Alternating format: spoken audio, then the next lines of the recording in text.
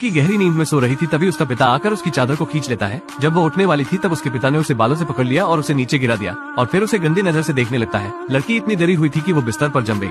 अगले दिन उसके पिता को याद नहीं था कि कल रात क्या हुआ था। वो अपनी बेटी से खुशी खुशी बात करने लगता है, लेकिन बेटी ने उसे देखा और बिना कुछ खाए वहाँ से चली जाती है। पिता हैरान था, लेकिन वो इसके बारे में ज्यादा नहीं सोचता है। लेकिन फिर कुछ और इससे भी ज्यादा बुरा होने लगता है। माँ, जो बिल्कुल सीधी सादी हुआ करती थी, आज असामान्य रूप से चिड़चिड़ी बन जाती है। उसने भोजन को काट दिया और यहाँ तक कि फिर उसने इसे हिंसक रूप से परोसा। परिवार ने सोचा कि आज उसका मूड ठीक नहीं है, इसलिए कोई उनसे कुछ नहीं बोलता है। लेकिन उन्हें यह महसूस नहीं हुआ कि जब उसने भोजन देखा तो वह ऐसे खा रही थी जैसे उसने कई दिनों से कुछ नहीं खाया था। वो भोजन से अपने मुंह भर लेती है। उसकी माँ को इस तरह से खाना खाते देखकर उसका बेटा भी खाने को खाने लगता है, लेकिन वो तुरंत मुंह से निकाल देता है क्योंकि खाना इतना नमकीन था कि वो उसे बड़ी आंखों से घूरने लगता है। जब उसके मुंह में खाना नहीं आ रहा होता है तो वह अपने बेटे को इसे खत्म करने के लिए देने लगती है। बेटा घबरा जाता है, इसलिए पिता को उसके बचाव में आना पड़ता है। यदि यह अच्छा नहीं है तो इसे न खाए। मुझे एहसास नहीं था कि यह टिप्पणी माँ को पूरी तरह से प्रभावित कर देगी। पूरा परिवार स्तब्ध था। माँ इस तरह कैसे बन सकती है।